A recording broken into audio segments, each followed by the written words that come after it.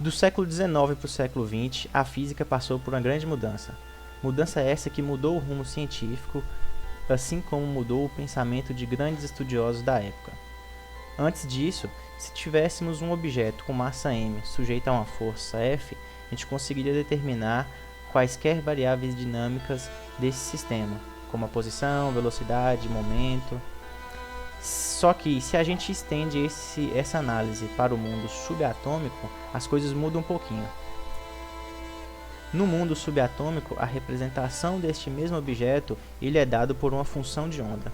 E a partir dessa função de onda, a gente consegue determinar a probabilidade de encontrarmos este elemento num determinado local.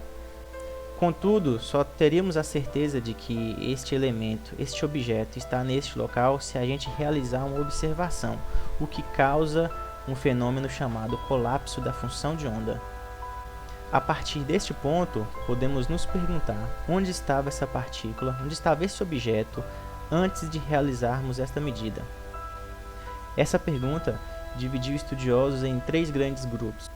Os agnósticos recusavam-se a tentar responder essa pergunta. Para eles, era metafísico. Preocupar-se com algo que, por natureza, não pode ser testado era inútil. Os defensores do pensamento ortodoxo diziam que a partícula não estava em lugar nenhum.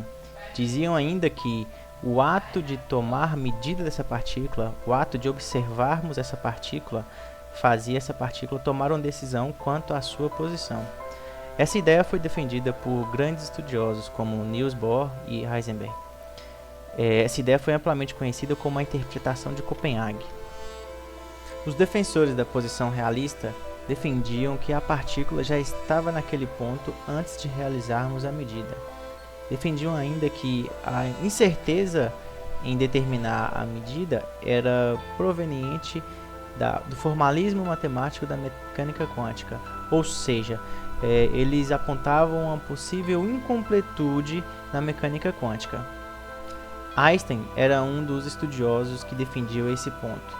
Ele, juntamente com Podolsky e Rosen, formularam o paradoxo de EPR, que era um experimento mental que tentava provar essa incompletude na mecânica quântica. Para entendermos o que é o paradoxo de EPR, devemos primeiro entender o que é superposição quântica. A superposição quântica ela é simplesmente um estado de um objeto quântico.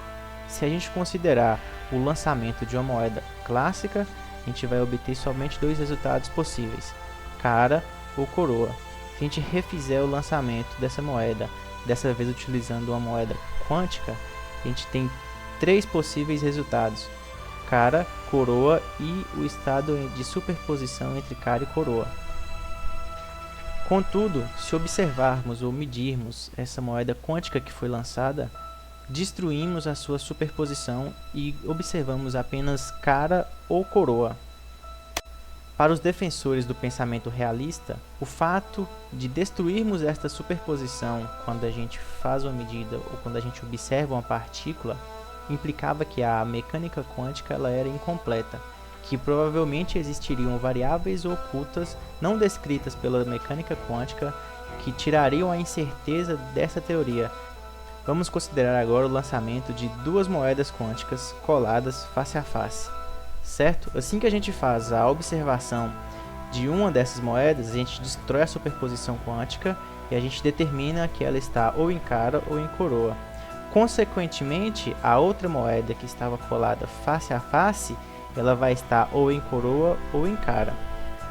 O que foi proposto por Einstein e seus colegas era que a gente ia realizar esse mesmo lançamento dessa moeda quântica, dessas 2 moedas quânticas coladas face a face.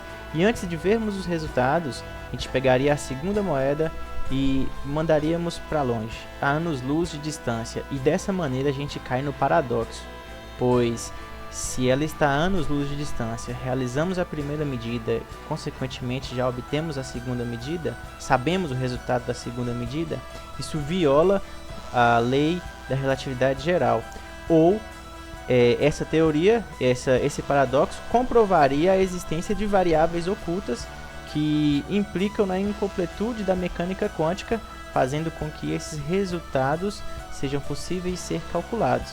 Em 1964, John Bell consegue converter o paradoxo de Einstein em um resultado matemático.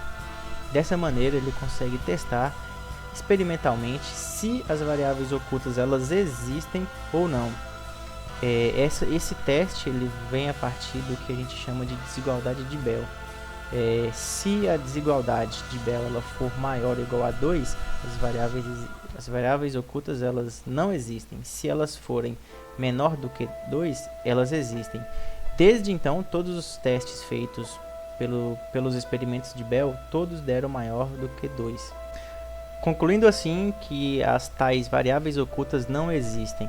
Esse experimento também foi capaz de comprovar que a mecânica quântica ela tem uma natureza fundamentalmente não local, ou seja, a informação ela consegue viajar sim mais rápido que a luz por meio do entrelaçamento quântico.